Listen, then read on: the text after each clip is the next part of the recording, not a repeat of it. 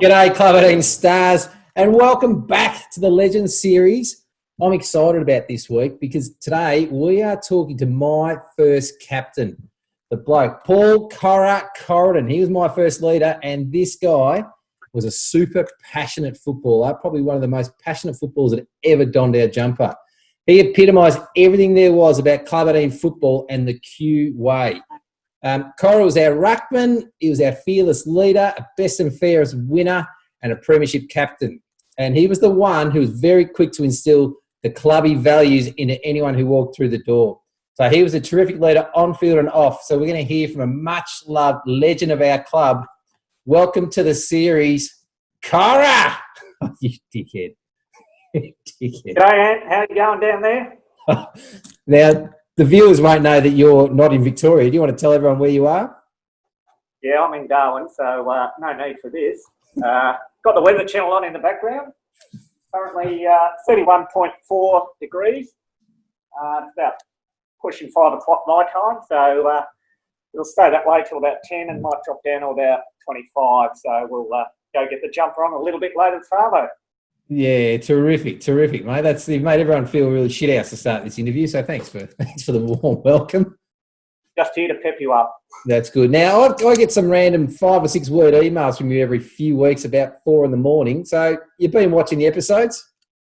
Yep, absolutely. Since the very first one with Nick O'Day. And I think, once again, a lot of these interviews, the same answers are going to come out. Love the few players, but just as interesting to hear how the Paran boys are and, all the exploits they get up to. But certainly it's one of the things, the fire's being passed on, year after year, or as you said the other night, decade after decade, and which is good to hear because, we all did have a great time and they were great times. Yeah, certainly did. Take me back to the start, Corra. So how did you get there? How did you get to Q? Yeah, once again, bit of plagiarism. I'm a Xavier boy, but back then, if you were any good at footy, you went down and played the amateurs for the seniors. So guys like me, you sort of, you're 18, you had legitimate ID for the first time in your life, and you just basically got to the pub and, footy didn't really come into it. And then after about 3 years of that, sort of went, fucking better do something to keep fit sort of thing. And my connection was with Mark Doyle, Dozza, and Ditch. They were both playing down there at the time. So they said, come down, have a run. And like most of us, went down for training. Sort of went, this goes all right. And then game day was just something completely different again. And, just loved it. And got down there in 88, I started. Yep. And played 88. And then 89 was the Premiership year. And I was playing well that year. And we had a big game coming up against St Bernard's. And as everyone knows, we only pick our team on the Saturday. Once the team sheet goes around, and Mick O'Day or lads have a look at it and go, fucking hell, we've only got 16 players. Has everyone signed the sheet? And it's like, right, we'll play without wings today, and off you go. But they had their beat in the bonnet about St Bernard's in a home and away game. Unknown to me, they picked the team on a Thursday night. They had a special meeting, and I got selected at centre-half back, but wasn't told this. And Collingwood was playing Essendon that Saturday, and if I played, I'd usually go to the footy afterwards and get there around about quarter time, whatever. Anyway, on this Saturday, I did the usual, woke up, had a bit of a hangover. Where are we playing? I think we were playing out at Oak Park or somewhere. Out at the Quarry. And I did quick numbers in my head and went, if I rush it, I could probably get there for the bounce of the ball. Fuck it. And usually I would. Usually I'd jump in the car and off we go. And then I went, Essendon Collingwood, it's going to be a lockout out of VFL Park today. Fuck, I'll ditch footy and head out to VFL Park. And that's what I did. We won in a close one. I think it was that record-breaking ground when they got 90,000 to VFL Park. And I ended up going back to the Greyhound Hotel, or Skinny Dog, as you both like to call it. Mm-hmm. And I walked in the pub and Ditch is there, and he's 3 sheets to the win. And they've had a bad loss, and the centre half back didn't turn up, and he just ripped into me. And I'm like, what's your fucking problem, mate? You know, you lost to some burners out at the quarry. You know, who cares? And he was filthy. And I thought, oh, well, that's it. He's got it off his chest. That'll be the end of it. Went to training on Wednesday, and things were still a bit cool. And I thought, this is very un-Club 18 like. And then turned up on Saturday at Q. We were playing Marsland. And that was one of the ones that, you know, we banked the 4 points sort of thing. Marsland weren't that great. And I started on the bench. And at quarter time, we're trailing 4-1. And apparently, you know, I'm a defender. And I'm sort of thinking, well, quarter time, I'll get a run, you know, learn my lesson. Half time, we go in. I think they're leading 6-2 or whatever. So I'm thinking, well, I'll get a call up for sure. Anyway, they named the team for the second half, third quarter. And P. Corridon's not named. So I fucking took off my boots, spat the dummy, and started to get dressed. No need for a shower. And someone came up to me and said, "You're fucking kidding, aren't you?" And I went, "Yeah, that's fair enough." So I put the boots back on, tramped back out, got to three-quarter time, and it's still trailing, and I still haven't had a minute's play. And then they named the team for the fourth quarter. I said, that'll fucking do me. So I stormed, went to the change room. There's no one to stop me in there because they were all out playing. And I just picked up my bag and walked out. And Dobbs was playing for us at the time, and he was at full forward, and we were kicking to the High Street Road end. And he saw me walking towards my car, and he said, "What are you doing?" I said, "You can fucking have this lot. You know, they can go and get fucked." And so the next week, I sort of thought about it. On the Wednesday night, should be training, but no, not going to do that. And I thought, well, what can I do? I love my footy, and I pulled off the ultimate crime and went down to Old Zabs and started playing with their Club 18. Yeah. And they were terrible back then. And I played down there for about 3 years, and they were really, really bad.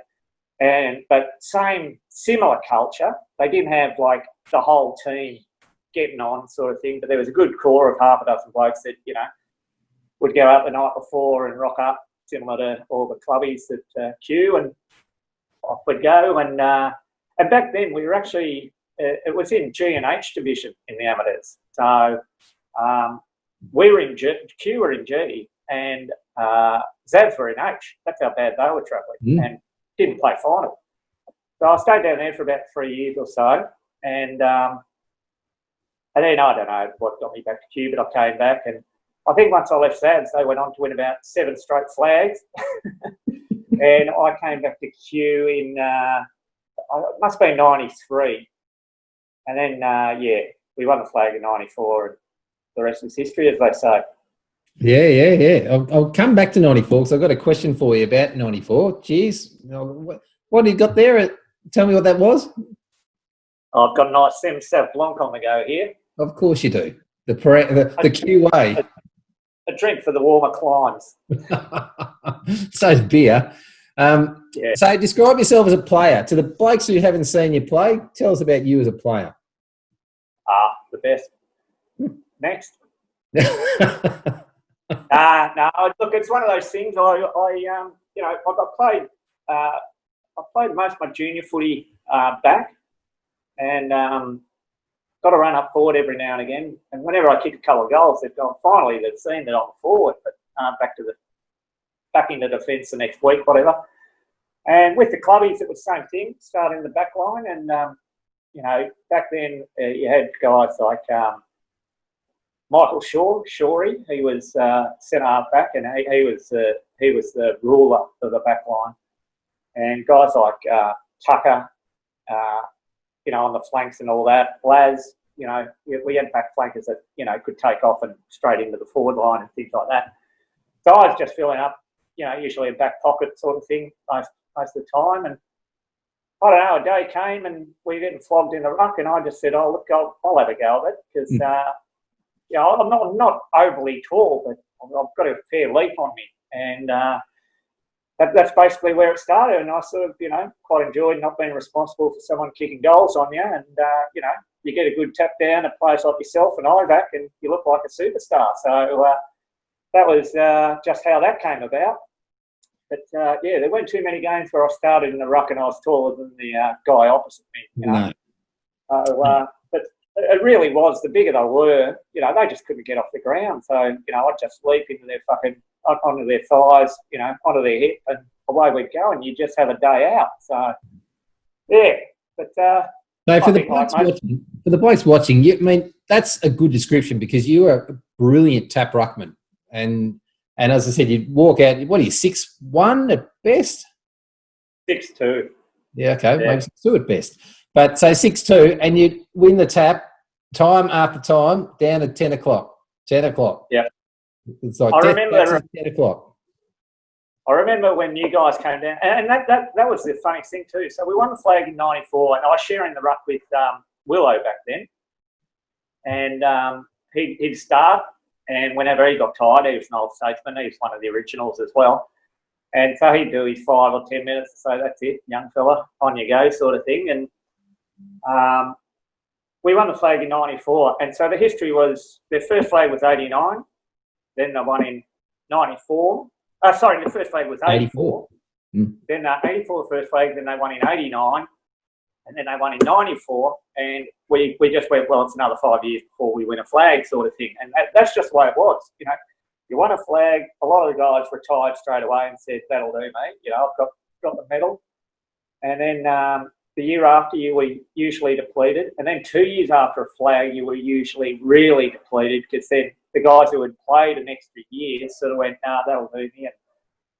And, you know, marriages and kids and all that comes into the equation. And so the figures always dropped away, usually for those 2 or 3 years after a flag. And then, you know, fucking, I don't know what Mick O'Day, he must have had a fucking dating app or something, because just every week there's 2 or 3 new blokes turning up at the club.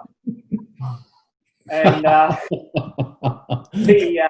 yeah, and we got into the rebuild, you know, straight away. And yeah, '96 we finished last, but I think we won the last 4 games, and I think we beat Burnens in one of those games, and they went on to win the flag. So we knew we were pretty good, and we could do anything on any given day, sort of thing. So yeah, '97 came around, and we kept all the numbers, and a few more stragglers came in. You know, Mick O'Day out there again, picking up a couple of young innocent boys in downtown Elwood and bringing them along.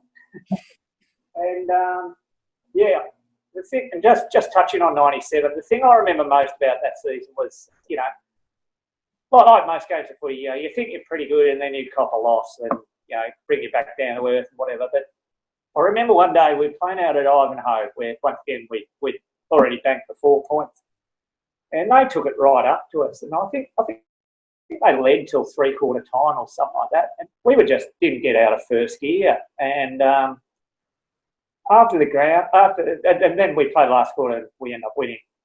But we all sort of went in and sort of said, oh, that was a shocker. And it was one of those games, you looked around and went, who played well today? Like, usually if you have a bad one, you can at least look around and go, well, fuck, he had a ripper, and so on and so forth. But that day, yeah, I looked around the rooms and just went, no one fucking turned up today. This is fucking ordinary. And did the usual thing when we always propped up the bar when we were away. You know, Mick O'Day made sure of that we, you know, every one of us had at least 1 beer, and more often than not, there was plenty more than that before they closed the bar. And I think on a couple of occasions they left the bar open unattended and said, boys, I can do the honour system and lock up and off you go later. And there was a group of us hanging around at the end. I think there's one of those occasions. There were about 6 of us hanging around after the game, and you were one of them. Do you remember this? And we sort of went, that was fun. I'm asking, is it Marcelin? Did we play Marcelin that day? No, it was Ivanhoe at Ivanhoe on the top ground there. Beautiful ground with the big pine trees around it, the wooden white painted fence. I know we are.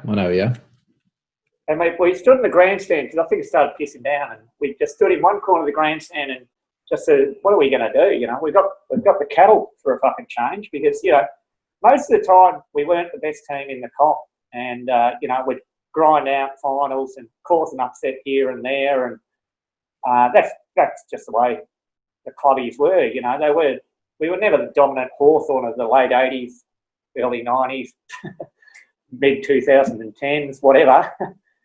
We always had to fight to make a final spot, and then off we go. So, yeah. And in that, another thing that happened in 97, which hasn't been spoken about, we played the qualifying final against St Bernard's, and back then they had the neutral grounds for finals, and we were playing out at Old Brunswick, which is a fucking massive ground.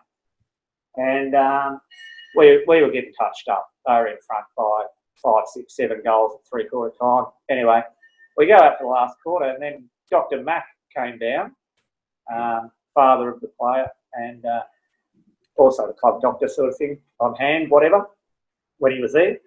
And he's come down. I was on the bench, and he's come down, and he's gone, they've got 19 players on the field.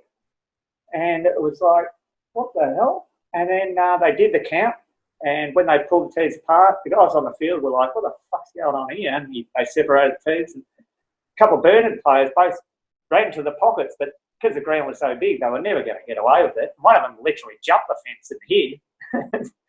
And yeah, it was probably Dave again that just went over and said, no, mate. So, that had happened to me in junior footy. So the rule, as I understood it, was your score is erased. So we went from trailing by 6 or 7 to in front by 5 or 6 sort of thing. And they were just so fucking filthy. They came out and slammed on about 4 goals in about 5 minutes. And it was like, fuck me, we're going to get rolled, even though they had an extra player. Wow, with one quarter. And we end up winning, but no one celebrated. So watching Road through to the grand final for either team, no one went up because we didn't know what the ruling was. And ended up going to the amateurs, and they got fined $50, I believe, and were awarded the win. And we were fucking filthy on that. And so come the 94 prelim, we were playing Eli Park, who down at Elsternwood, who had a gun forward, if you remember, could kick him from 50, 60.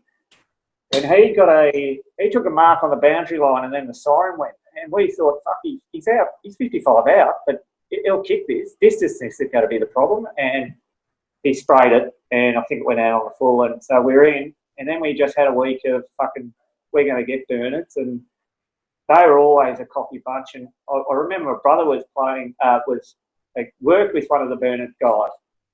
And he said to me, how do you reckon you'll go this week? And I said, yeah, we'll win. We'll win this one. We're waiting for this sort of thing.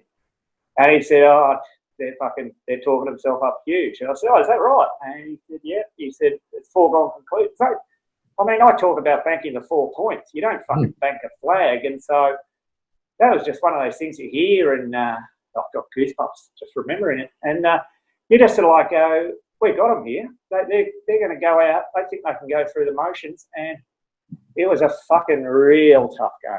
Real tough game. Freezing cold, and typical Elsternwick day, the clouds just rolling in. And, we got away with it. And so, the first one's always pretty fucking special. So, yeah, that was a real good win. Really good win.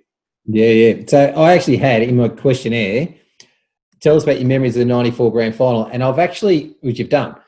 So I had prompted Hedge on this. I prompted Marty on this, and no one's come to the St Bernard's cheating piece. And I knew you would. So I knew, because you've instilled this story into me for over the years. And I love hearing it today as much as I did back then. Yeah. No, it was just, it was unbelievable. So, and that was the thing, because it was the second semi, and we always rate ourselves against Bernards, everyone talks about, the fun times and all that on and off the field sort of thing. But we were a club and a group of individuals, I think, who were all instilled with white line fever. So, you could be 1 minute having a cigarette, hanging shit about, some bird that you pulled last night sort of thing, and then it's like, come on, cross that white line, and then it's fucking down to business and for 100 minutes, and then come back in and do it all again and have multiple beers and pay for it the next day. Right, exactly. And then the next week, repeat. So that's good. So that's 94, which I'm glad you've gone into depth about that. So 97, let's go into the grand final day there. So as a very skilled tap ruckman you want to start your first job, you're the first hand on the ball, you want to start the day well. And this in a grand final in particular. So 9 degrees, sideways rain, you've gone up here, first bounce, Take us from there. You want to feed your midfield. What do you remember at the start of that game?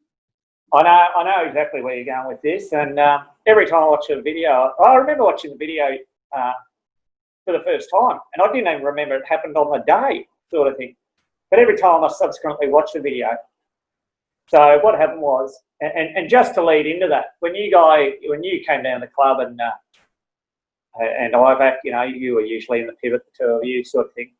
I'd had a couple of years of playing with Dozzett, who won, the Brownlow equivalent a couple of times in the comp.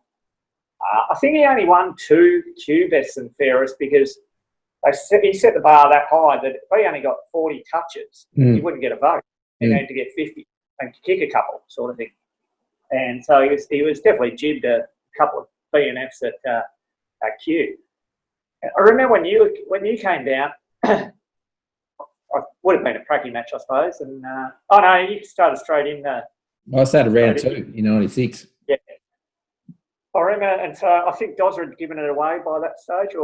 Anyway, I remember the first time I was rucking to you, and I got up and I got one out, and I just went, "Fuck, that's left tip bases up. Fucking, that's a special." Off we go, straight into the forward line, and you missed it. And I just said, "What the fuck happened then, mate? Where were you?" And he said, "Oh, I don't know, you fucking zigged when you should have zagged, and zagged when you should have zigged." And anyway, I don't know. I said, "Listen, mate, when I'm going for the ruck, I'm looking at the TW. I don't know where the fuck you are, so just yell out my name." And that's where, infamously, it started with, as they came in to bounce the ball, you just heard the chorus of Ant Lawrence going, "Corra, Corra, Corra, Corra, Corra, Corra, Corra." And I knew exactly where you were every time. And when it came off, it was just poetry in motion. And we did pull it off. So we'll come back to the 97. So the moment that the union started with you and I was against St Bernard's in 96. So I was playing centre-half forward for the first half of the year. And I remember the first half, we took it up to him, a half-time close. And I sat there at centre-half forward going, every tap you've given is gone to the same spot. And we're not there to catch it. And I didn't say a word at half-time. And Miko Dave, I don't know, he must have read my mind and said, "Deeks, centre. Go in the centre. Ant Lawrence, centre." And I thought, thank God, because I thought, I know exactly where I've got to be as soon as you tap. So bang, every tap from then on, and it started our union against St Bernard's, and we beat them that day, which you referred to before. There you go. Yeah, so, and that was the thing. We used to get a few free rides doing that until they sort of cottoned on that you were just coming through like a freight train and getting first shoot of the ball. So then they start double teaming you and pulling your jumper and whatever, and it became a bit harder to get it out. But and it wasn't just all that. I went to the other side sometimes. Ivac got a couple out to the other side. I said, "Fucking forget Lawrence, they're triple teaming him now. You're going to get a free shot." So, but the majority did work well.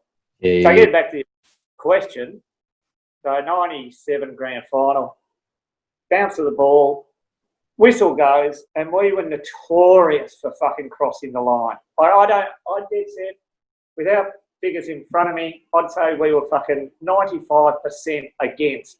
As soon as one crossed the line into the square, the whistle would go, and I'd just take the mark straight away and go, "Fucking who was it this time?" And it's usually someone like Mickey G. Or the little Italian blokes. Remember that? Anthony Deanna. Fucking soccer. Yeah, it was one of those that just didn't seem to have the footy smarts or whatever, and it's like, "Oh, fuck, here we go again." So come grand final day, the fucking whistle goes, you bounce the ball, the whistle goes, and I've just pulled out of the ruck context, and I'm standing there, the ball comes down, ball's flush on my head, and I think I might have put my hands up straight away as well. And they said, "Free kick, Q," and it was like, get fucked, this is all right. And I took the ball, and lads came screaming past me from back flank, and as lads did, "Give it here, give it here, give it here, give it here." And I thought he was hot and going to run into trouble, so I ignored that, held onto the ball for a bit, and he kept running. And then he's in basically forward flank, forward pocket sort of territory. And I've just fucking, best kick I reckon I've ever done, and unashamedly admit that. I've just fucking done a 50-metre pass, left tip, laces out. Lads has got it, centred it back in. I think there was a bit of a scramble there for a little bit. And then the famous Mickey G fucking garroting, I call it. He got his fucking, I did say, like a horror movie. His head was hanging off, just held to his torso by the fucking veins and maybe a bit of spinal cord that he was gone for all money. And he was so good at it that I just went, fuck, we're down one. And he was a pacey little fucking hothead, hard man. I thought, shit, this is no good. And then they'd give the ball to Pete McCormack. And I went, oh, hang on, the planets are aligning here.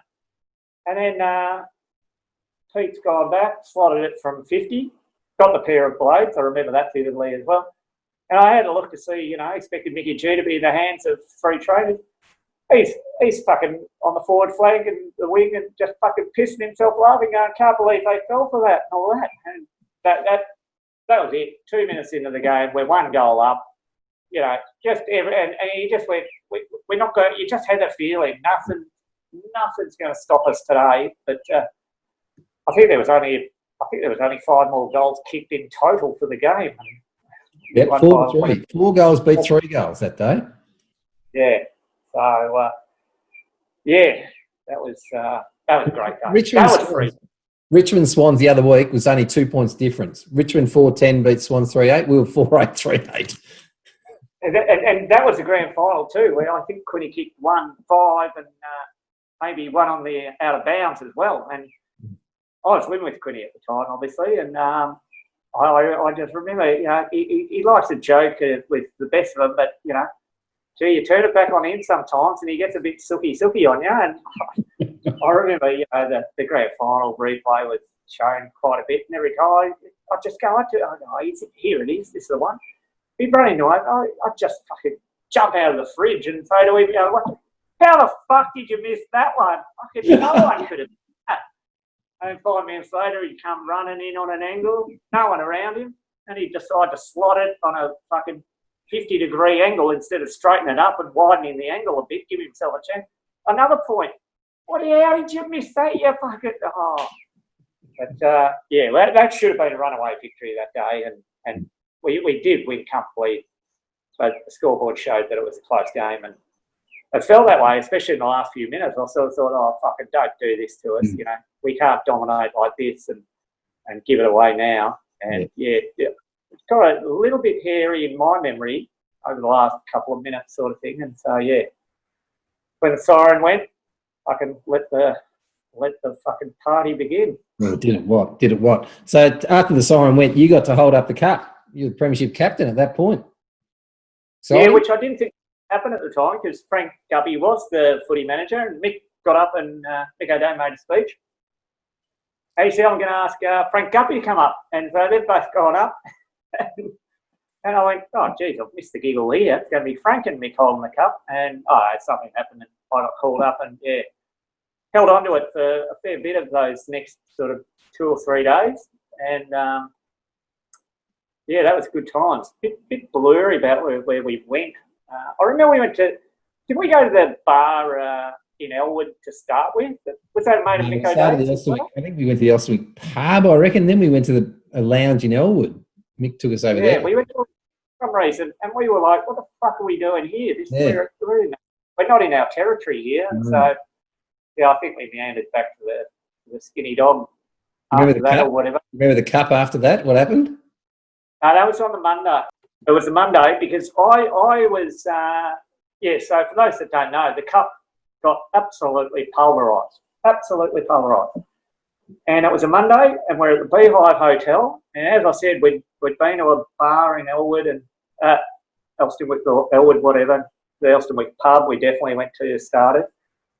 And then Greyhound and whatever. And I don't know what happened the rest of Saturday night. I know I didn't get much sleep though. And then we're in there again on the Sunday. We went to the QPO, remember, for breakfast one day. I don't know if that was the Sunday or the Monday. We played golf. Anyway, it was Monday afternoon, and I think we'd been at the Skinny Dog. Yeah, it must have been the Monday. We had breakfast at the QPO, and we ordered beers. And the bird was, hang on, it's breakfast. I'm not too sure about this. And it was like, come on. And we were watching the clock for 10 o'clock opener for the Skinny Dog. So we went there until Ian, who was a good friend of all of us, basically said, come on, boys, fuck off. So we went down the road to the Beehive, and we were having a few there, and got to about 5 o'clock, and I was fucking sideways, absolutely sideways. And so I jumped in a cab, went home, and had a bath, and fuck all sleep in me. Jumped in the bath and fell asleep in the bath. Woke up and it was fucking dark, and I had one of those moments where you go, "Fuck, is this AM or PM?" sort of thing. And then I just had to put the brain on and go, "Fuck," and my brain was just fucking wasn't operating. So you try and put it together and go, "What was the last thing I did?" And I went, "Oh, that's right. Fuck yeah, that's why I'm fucking still staggering. I'm shit faced." And I remember wandered in. I was living with Quinny at the time, and I went in the TV room, and I remember watching episode of Simpsons and then put it all together. I went, "Oh, hang on, I shouldn't be here." I came home to have a fucking quick shower and wake myself up and then go back, sort of thing. So I watched an episode of The Simpsons and then got in the cab and went back to the Beehive. So somewhere that's about an hour and a half, 2 hours I went AWOL for. And when I left, the cup was purely intact. And when I came back, I just said, "What the fuck happened?" Because, it was the Holy Grail. And apparently it dropped, and then someone decided to give it a kick, and then apparently it was just an all-in. So I don't know who to point the finger at, but I wasn't even on the premises, Your Honour. I was not there. That's all right. That's all right. We all remember Timmy Reynolds wearing it like a helmet at one point. That was Colonel Clink, I think he was called. Yeah. Which was good. So we talked about a few different players here and there, Corra. Tell me some of your standout players you play with, characters. Just give me some names and some stories. Yeah, well, as I said, like when I started in the late 80s, and that was predominantly all the originals, which, Hedge is the only one of them that stuck the distance all the way through. And, that's why he's got four medals, doesn't he? Yep. Yeah. There's plenty of others, guys like Willow and Tucker and all that, Hanlon, Doz's brother, Kevin, he was a very good player as well. Yeah, they've all got one or two, but they all sort of, dropped off at some stage. So, mighty effort by Hedge just to continue going. He never reinvented himself. He was just, plastic on the wing. And until that day at Thornbury. And I know that's been talked about, but I remember that game, and I heard you guys saying how you were all scared of Thornbury and all that. And I sort of thought I was then fucking scared of Thornbury. That's weird. They all thought, and I think because they just had a lump of a ruckman, sort of like one of those days where you just go, "Oh, I'm going to flog this guy, and therefore we'll win, and we're going to be on the piss fucking well and truly tonight," sort of thing. Always a means to an end. And then. I remember that when that happened, and I don't. This is where it gets a bit grey, a bit cloudy for me. Is that I don't know if I actually heard his ribs snap. Definitely heard impact, and I reckon I do believe that I heard his ribs crack, and straight away just went, "We're not going to be playing for a while." And I remember I just sat down on the wing, because there wasn't going to be a restart anytime soon. He was lying there like a stuck pig. I remember Hedges' fucking reaction too. Like, he knew he'd clean him up. As Mickey G said, when you've got him. Yeah. And he just ridden him and killed him. And I remember Hedge get up, looked down at him, and then just got on his face like he's coming at me next. And he just absolute fear in his face, just waiting for the fucking equaliser to come, which never did. Which I thought was really weird as well, because they all just came. I did too. It's going to be an early funeral later on that day, sort of thing. So, no blues broke out after that. But speaking of the great players and character, and I think this was the same day, and this guy was a phenomenal player, Nobby. Nobby, 1497. And he was mate of Pete McCormack's. Yep. He came down and slotted in at full forward beauty, and he was Dunstall-esque. I reckon his conversion rate was fucking 90%. He just never missed. He'd only fucking, he'd have 6 kicks, he'd kick 5. If he had a day out, anything could happen. But I'm pretty sure this was the same day at Thornbury, and he was getting just manhandled by their fullback. And Nobby did the old, good country boy. He gave him the warning. He said, "You fucking do that again, I'm putting you on your ass," or words to that effect. And I sort of thought, oh, fuck this. I'll just watch Nobby for the next 5 minutes. And sure enough, he went on the lead, and this guy's fucking raping him as he's going for the ball. Nobby just turned around and just put one on him.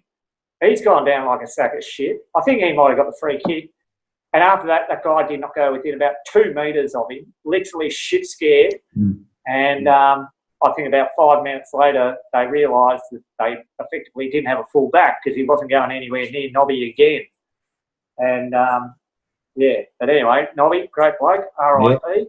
Yes, and the only bad game I ever saw him play, unfortunately, was the 97 grand final. He just could not get near the ball. Just nothing went right for him. And, which was a real tragedy. But, ripper bloke. And, just another great example of Club 18. You come down there, you become mates straight away. You don't know it at the time, but in hindsight, you have a look at it, and there's no point naming the great players. Everyone's tried to do it. An easy question would be who would be the shit players, and even then, the usual suspects come out, and I'm not going to lower myself to that level. Oh, I thought you had one for me. Timmy Morn. Just because it's the popular pick. Not going to lose anybody there. So, Did Timmy Morn play one game without shorts? Do you remember that? I don't think so. And he went, where I think the buttons got fucking... I think he ran around for half a quarter without any pants on. He could have. I'll get him on an episode and we'll find out for sure, because he'd remember that if he did. He'll have some stories. Oh, sure will. And he'll tell you how good he was. And we'll all hang our heads and go, fuck, we were in greatness. We just didn't realise it. That's right. It's hard to get kicks from the bench. So you talk about your mateship over time. You had some real good mates in there. So Hedge you've talked about, Quinn you talked about, Timmy Reynolds. So the four of you were real good mates throughout your footy time. Yeah, we held up the bar at the Skinny Dog for pretty much every Wednesday night. Every now and again we'd get a bit of company, but there was always the four of us left. And as Hedge said, we knew all the barmaids there and whatever. That the bar would be open till fucking midnight or whatever. And most of you guys would trudge off at about 9ish sort of thing. And so it'd just be the four of us in the public bar, no one else there sort of thing. So they often worked. The barmaids often looked after the lounge and just kept an eye on the public bar. And so it was one of those things we used to pretend. We'd yell out, 4 beers, bitch, make it snappy. And, then they'd come in, they'd hear some noise and sort of like, so the other three would be fucking, did you just say that? And she'd go, what was that? And I go, oh, no, 4 pots. Thanks, sweetheart. All good. But that just became a ritual. It was very, very funny. And, so. I like that. So you've talked, Skinny Dog comes up a bit, and there's a big part of your life. So talk us through post-match. So Saturday you played, siren goes. Give us your Saturday routine after the footy's finished. Any given Saturday. Yeah, well, as I said, if Colin was playing, I'd go off and watch them. And you got to remember, back then it was sort of like, Friday nights had come in and there was a bit of Sunday footy, but it was still predominantly Saturday, 2 o'clock. So we'd finish at 2. And no matter where we were, I'd head over to watch Collingwood. And the best one was when and that day when I walked out on them, we were playing Footscray at Victoria Park. So I left Kew Victoria Park, got there for the bounce of the ball at Collingwood's Victoria Park, and just went, who needs footy? It's much better. So if I didn't go to the footy, it was basically just have drinks at the club, whoever we played, and once again, I loved it when we played away because I'm just reiterating what everyone says. They all hated us, but they all loved us or respected us or whatever, because you like when we had the bar open, sometimes you get 6 of them have 1 beer. At every Q game, you had 20 players that went in there and had 1 beer. So that's 1 slab that they get rid of in fucking 2 minutes. And then there'd be others that have 2, 3, 4, 5, 6 until they sort of said fuck off. And so we'd do that. We'd stay to the ground, and then inevitably just end up at the Skinny Dog and watch the footy or whatever, or just fucking get on it. Yeah. So Saturday was footy with the boys' day sort of thing. If you wanted to wine and dine with your sweetheart or whatever, that was, you know, you can do that on a Friday night or a Sunday night, but don't go making plans on a Saturday. No. I think that was the strength of our 97 team. There's a lot of younger blokes weren't attached in the team, so there's a lot of people around a lot. Yeah, 100%. Yeah. The culture hasn't changed since day dot. And just being about this, I spoke to you about this off air. I remember back in the day, they used to, every home game, they used to have a theme of some description and stuff like that. And I remember before one game, we had a guy come in and play theme to Rocky on a violin before we ran out. That was to get us up and going. And it was just things like that you happen and just went, who even thinks of doing this sort of shit, you know? And it just worked. And that the biggest problem clubs have is retention of players. And that was the thing. Those sorts of things always kept the numbers there. And it was just a fantastic club. Started, you know, it was the Varda brothers, Marty and Tommy. Tommy was my first coach, actually. He was still coaching there. And Rich Lindsay was another one. And Marty and Rich used to come down and commentate the grand finals and whatever. And Bomber James and the two Shaw brothers and the Mackay-Isaacs, as Nick O'Day went on about. You didn't mention though do you remember in '97, Dave Mackay-Isaac was still playing. He was our centre forward. No, I don't know if he played. No, 94 again. 94. He was our centre forward. And he pulled out with the sniffles that he's got the flu on grand final day. Like we literally got told 5 minutes before he ran out, and we just went, what? And he was a great one grab player. And so our centre half forwards out, and we went, oh, this isn't good. Anyway, we come in, I think we trailed at half time. It was close going the whole day. And there he is. He's standing there, fucking watching us play, and he's got one of those beautiful lamb sheep fucking woolly jumpers up to his neck.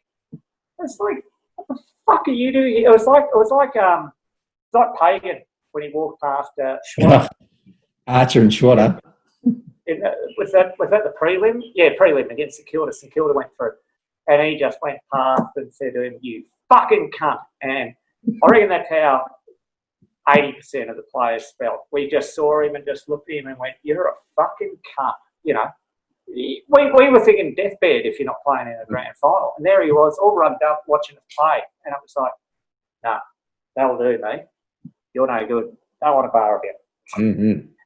Yeah, I don't think he came back in '95. Yeah, I'm not sure if he's on the distribution list either. So, so there was one of the Mackay-Isaacs came to training one night, and in 96, 97, no, it was 96, and I had a date. I was going on a first date the next night, and he clipped his elbow across my eye accidentally, so I ended up going on a date with a black eye. It's the only Mackay-Isaac I've met any time, so that's my lasting memory. Did you end up marrying her? Didn't go far. I don't think it was the black eyes fault. It might have been my personality. So what else we missed, Corra? What else we missed on the journey here? What's other topics you got for us? I don't know. It's one of those things. I knew this would happen. I just sort of thought, there's a few things I want to talk about, but you know, I don't write things down like you do with your cheat notes and all that.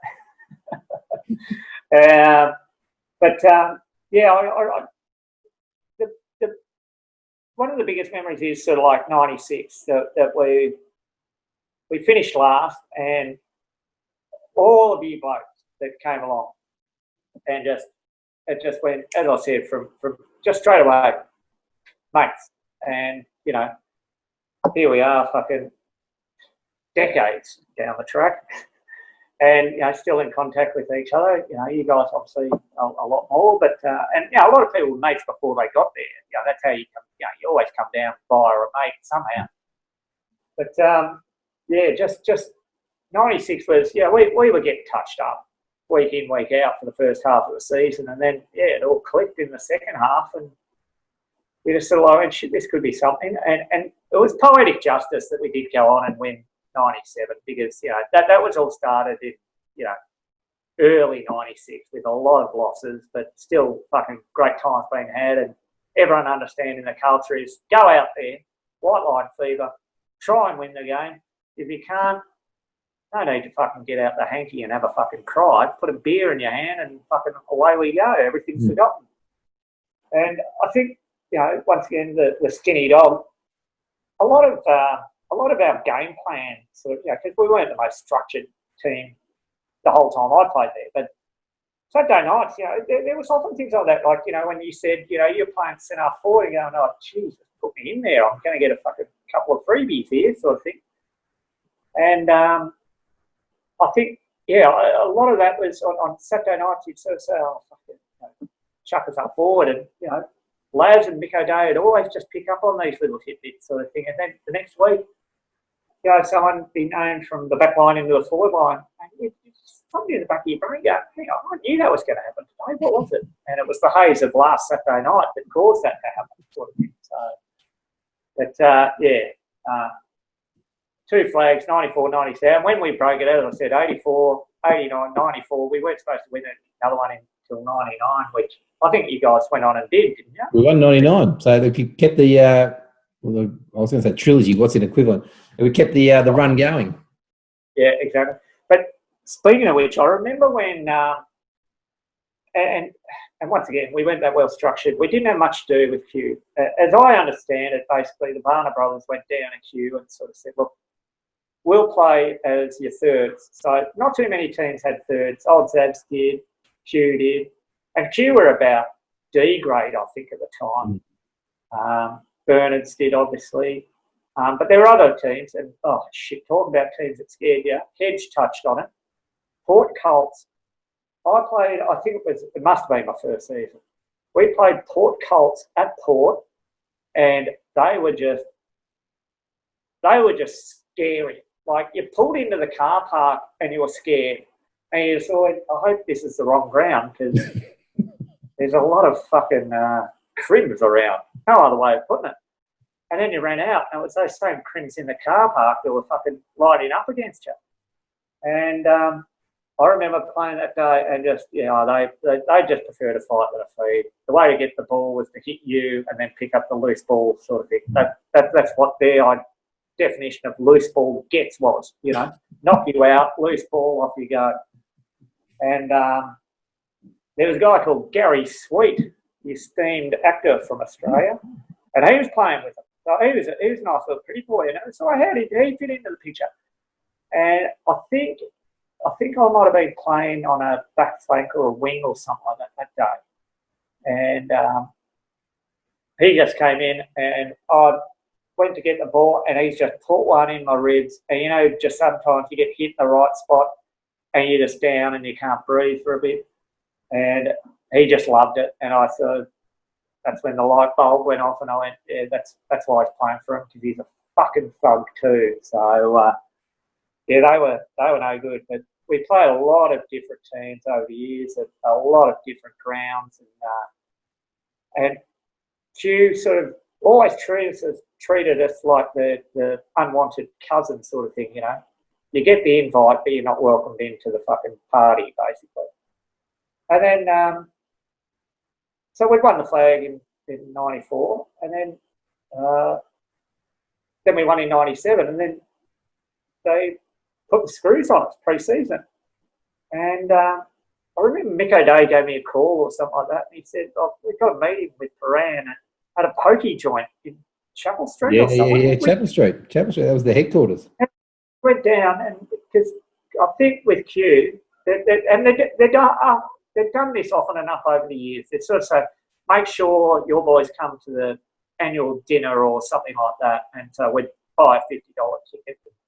You're not bringing enough money, so we'd run raffles or whatever, sausage sizzle or so, just every now and again, just to put something back into the coffee.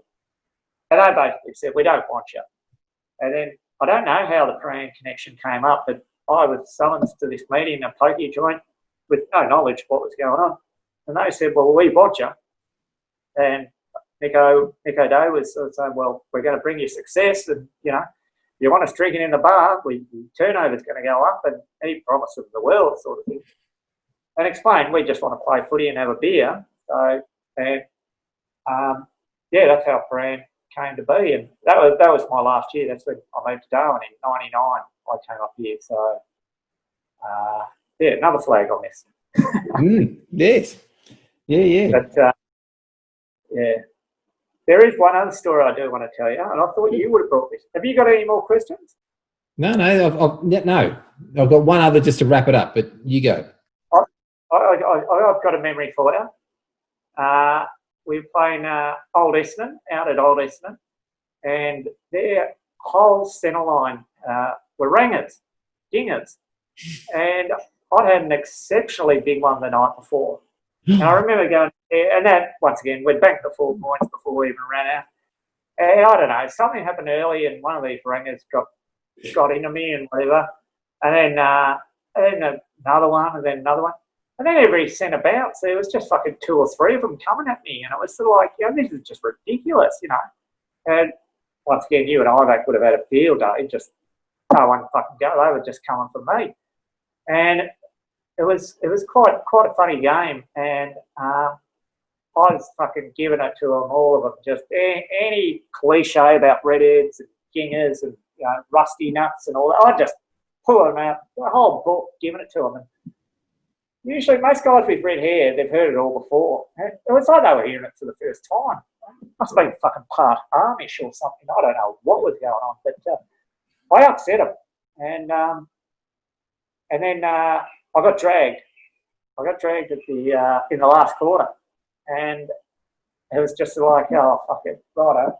But I think in the second or third quarter, I was still giving them shit and all that. And you ran past and go, hey, Corra, isn't your girlfriend a redhead? And that was the end of it. But I can't do this anymore. They've got too much ammunition. Once again, dobbed in by my teammate, sort of thing. And then we went on, and that was the year that I won the BNF. And at the dinner, Nico Day got up there to present that to me, and he goes, and because our voting system back then was 3 people, and do you still do this? 3 people, 6, 5, 4, 3, 2, 1. So pretty much everyone. No, it's different, but 3 people, yes. Yeah, and so if you're a BIG, you could get 18 points, sort of thing. So there was obviously a lot of humour involved, for worst chick or something like that, it'd get you 3 or 4 votes, sort of thing, and whatever. And so Nico Day got up and explained the voting system, and he said, not 1 vote for Q Club 18, which is pretty much impossible, but the umpires gave him 1 vote in that game. And I thought, think about it, mate. I took out 3 or 4 players every fucking bounce of the ball. I deserved at least 1, probably 2. And I came 4th in the Brownlow that year. That was the other funny thing too, because you only heard the results after the fact. Look back at it and go, oh, hang on. Who was better in the league than me that year? So I just who were the 3? So you're right. I did have that question in my list, and I've got it from a slightly different angle, because you have 2 people in the same scenario, and it wasn't that. But I did send out some questions prior to say, give me some bit of info, a bit of background. Yeah. And what I heard about that day, what was brought to me was that was the day that Kieran Perkins won gold. Yes, I had to pick up the first aid kit. And the first aid kit, if you remember, was just a fucking army tin box. And it had like 1 elastoplast and a pair of scissors. And I think that was it.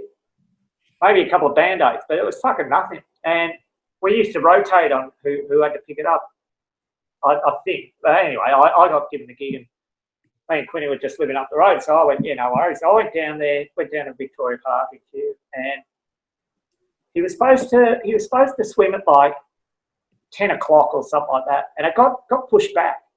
And, it's a 15-minute race. And I sort of went, no worries. And we were playing out at Old Essendon. And so I got down there, and I said, I'm here to pick up the thing. And they said, oh, Kieran Perkins about to run. And they had some sort of do on. I think they may have had the buy, or something was happening in the club rooms when I got down there anyway. The bar was open. I said, you want to have a beer? And I went, oh, I've got to. Why not? Anyway, and the race got pushed back further and further and further, and then he's won gold, and the euphoria was fucking out of control. How great to be an Aussie, blah blah blah. Had a few more, and it's like, really, I should get going. And I didn't even know where Old Essendon played. So I'm fucking driving there, 3 quarters cup, fucking reading the Melways, crossing the fucking Tulla Freeway, going, so it should be there, but there's no streets. Fucking, how do I get there? So I finally end up getting there. Yeah, I was toast. And yeah, very fun day though. So that probably goes back to the beginning of my story. Maybe they didn't have a go at me. I just started from the get-go and said, fuck off you, ringers. No, so the intel I got was, quote, he turned up really drunk to the game and played very angry that day. So yeah, well, maybe that's the background of your own story. Yeah, I never reflected myself and see myself as angry. And then when a few people tell you that you were, you sort of go, oh. Whereas I just see that was a good time. And, I suppose you were inciting violence and all that, but it wasn't anger. It was just, fuck you, You're a ringer, mate. Get over it. I dare say, if we put the tape back to that day, that the first comment might have come from you about the redheads. Yeah. Guarantee now that you're paying that line. I forgot those two things were connected. Because I actually thought we played out. Was Ferry Penola's home ground? Was that out at Oak Park? Oak Park, yep. Yeah, I thought it was that day that I did that because I remember going.